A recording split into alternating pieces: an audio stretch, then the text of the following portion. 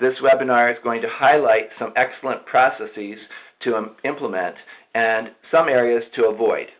So let us get started. We have many objectives today, one of which is to look at the required content of the code of the informed consent form. Who is looking at this? Where are we going? Why are we doing an informed consent to begin with? We're going to define the process according to the regulations, Code of Federal Regulations, as well as the International Conference on Harmonization guidelines, and the best practices.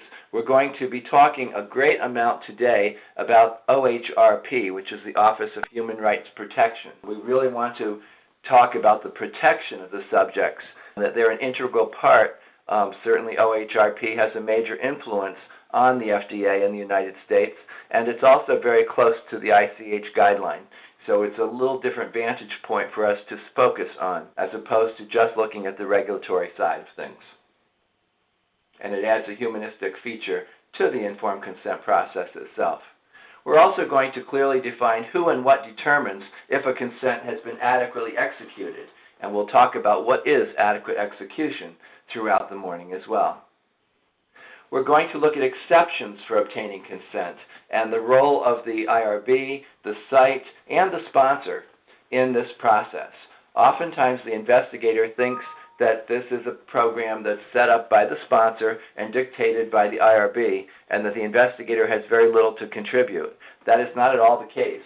The investigator has a major stake in the informed consent form, and actually is the one that observes or conducts the informed consent.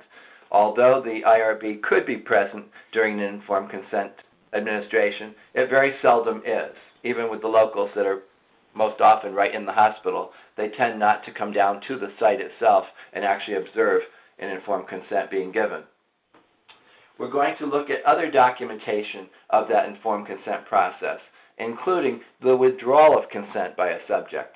It's the written documentation here that is so very important for us if we should be inspected by a regulatory authority, that we really did protect the rights of the subjects, which is the FDA and other regulatory authorities' main obligation, to protect the rights and safety and well-being of subjects.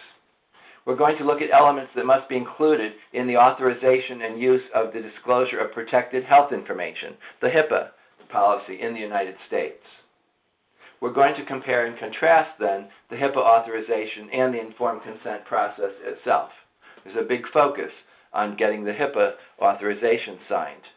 We should not be looking at any subject data unless we are sure that we do have a HIPAA waiver signed by that subject.